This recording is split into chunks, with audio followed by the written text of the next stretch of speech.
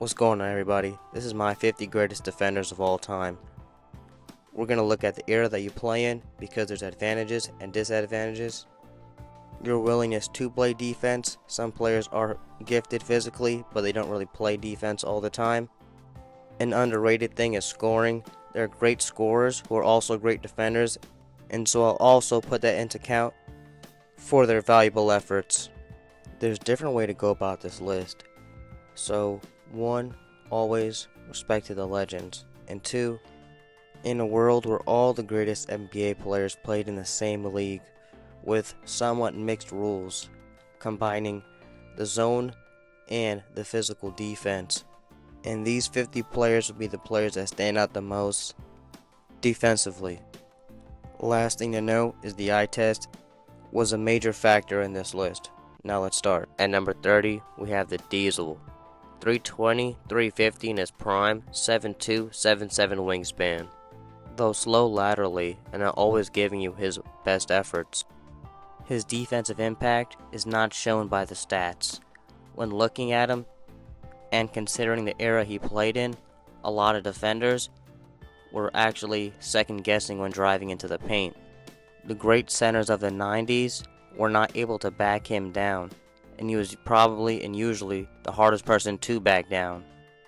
Though you may get fouled hard in the middle of the game by Shaq, I am going to look at that as his defensive prowess, as at the end of the day, though that isn't defense, if he's stopping a player from driving into the paint because they are scared, which he has done many times, that is something that is valuable and something that should be accounted for. Super strong in his prime, and in his first year in the NBA, he had the most blocks of his career with 3.5 per game. At number 29, we have Manu Bol. Limited in minutes, not really playing that much, around 18, sometimes 30 if lucky.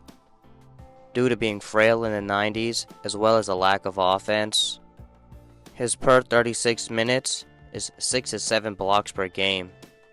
Slower feet and only having to deal with defense is why he's here, but a career high of 5 blocks per game makes me think maybe he should be higher. At number 28, we have Alvin Robertson, Defensive Player of the Year in 1986, one of only 6 guards to ever do it. 4-time All-Defensive First Team, a Defensive Second Team, 3-time Steal Champion, and a 4-time All-Star. On-ball defense, elite. As far as steals is concerned, on the GOAT case. Lateral quickness, elite. Strength, good for a guard. IQ, up there. Versatility, guards, small forwards, he can guard it. 80s guards were allowed to be physical, but Alvin Robertson with zone defense would be lethal. At number 27, we have Ron Artest. A strong forward, limited by length and athleticism, but what he does lack there, he makes up in heart, grit, determination. The big thing about Ron Artest is, not only is he a Defensive Player of the Year in 2004, but he came into the league in a physical era and was a great defender, and still was a great defender as the NBA transitioned into a more offensive-based league. An example of that is, he won the award in 2004, and these are highlights in 2009.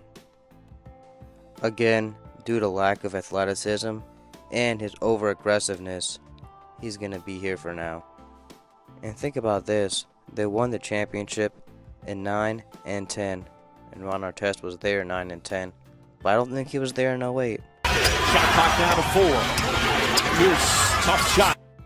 And coming in at number 26, the exception to the rule, Andrei Kirilenko.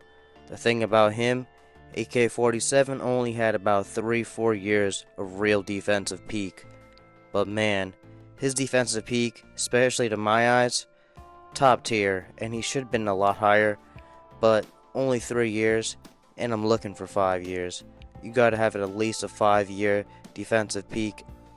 But from 03 to 06, he definitely was incredible.